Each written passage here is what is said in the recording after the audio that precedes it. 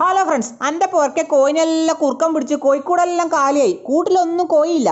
ഞാൻ പേനയും പേപ്പറും എടുത്ത് പഞ്ചായത്തിൽ കോയിനെ കിട്ടാൻ വേണ്ടി ഒരു അപേക്ഷ കൊടുക്കാൻ വേണ്ടി അപേക്ഷ എഴുതാൻ പോയി. അന്നേരം ഉമ്മ എന്നോട് പറഞ്ഞു ഇപ്പൊ പഞ്ചായത്തിൽ നിന്ന് കോയിനൊന്നും കൊടുക്കുന്നില്ല. പുറത്തേക്ക് നോക്കുമ്പോണ്ട് അപ്പുറത്തെ വീട്ടിലെ ഇത്താൻ്റെ കോയി നമ്മളെ വളപ്പിൽ വന്നിട്ടുള്ളെന്ന്. എന്നാ പിന്നെ ഇത്താനോടൊരു കോയിനെ വാങ്ങാന്ന് വിചാരിച്ച് ഞാൻ കീശ കൈയിട്ട് നോക്കി. കീശ എനിക്കൊരു 100 ഉറുപ്പ്യ കിട്ടി. ആ പൈസ എടുത്ത് ഞാൻ ഇത്താരെ പുറക്കേക്ക് പോയി. എന്നോട് പറഞ്ഞു 100 ഉറുപ്പ്യക്ക് കോയിനെ തരാൻ കഴിയില്ല, വേണം കുറച്ച് മുട്ട തരാം. അങ്ങനെ ഞാൻ ഇത്താനോട് മുട്ടയും വാങ്ങി പുറക്കേക്ക് വന്നു. ഞാൻ അടുക്കളയിൽ പോയിട്ട് ഒരു ചെമ്പിടിക്ക് എടുത്തു വന്നിട്ട് മുട്ടയെല്ലാം എടുത്ത് അതിൻ്റെ അടുത്ത് വെച്ച് എൻ്റെ ചുമരിന്റെ മൂലൊക്കെ കൊണ്ടച്ച് അടിയിരിക്കാൻ തുടങ്ങി. ശരിക്കും മുട്ട മറിയാത്തോണ്ട് ചൂടെല്ലാം പുറത്തേക്ക് വന്ന്. അതുകൊണ്ട് ഒരു തുണി എടുത്ത് പുറച്ചാടിയിരുന്ന്.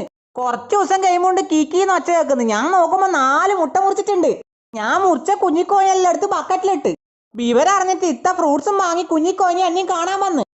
എന്നോട് പറഞ്ഞു ഓണപ്പറമ്പിലെ മായിൻകാന്റെ മോളെ മങ്ങാലുണ്ട് ഷെഫ്നാന്റെ ഈ വരുന്ന 30-ാം തീയതി നീ ഈ കോഴി ഇടുന്ന മുട്ട ആർത്തേക്ക് കൊടുക്കാൻ പറ്റുമോ ചോദിച്ചു. ഓളെ പുയ്യാപ്പിളയാകുമ്പോ വന്ന കണ്ടിച്ചി മമ്മനിക്കാന്റെ മോൻ സുൽത്താന്റെ അടുത്ത് ഷുഹൈബിന് എന്നും രാവിലെ മംഗലം കഴിഞ്ഞാകുമ്പോൾ പൂങ്ങി കൊടുക്കാൻ വേണ്ടിയിട്ടാണ്. ഞാൻ ചോദിച്ചു ഇത്താക്കാരാ ഓർഡർ വന്നേ, പെണ്ട വീട്ടുകാരാണോ? അന്നേരം ഇത്ത പറഞ്ഞു എല്ലാം ഓന്റെ കുറച്ച് ചെങ്ങായി മാറാന്ന്. അത് ആറിലാപ്പാൻ ചോദിച്ചപ്പോ പറഞ്ഞു തളിപ്പറമ്പുള്ള ആഷിഖ്, ഇർഷാദ്, മുഫാസ്, അജ്മൽ, സയ്യിദ്, ഷാബിദ്, ഷുഹൈൽ, ഷമ്മാസ്, അഷ്കർ, നബീൽ, ഫായിസ്, ഹാജറെല്ലാന്ന്. അപ്പൊ ഈ വരുന്ന ജൂൺ 30-ന് തളിപ്പറമ്പ് നന്മ ഓഡിറ്റോറിയത്തിൽ മംഗലം വിളിച്ച എല്ലാരും മംഗലത്തിന് വരാൻ മറക്കല്ലട്ടാ.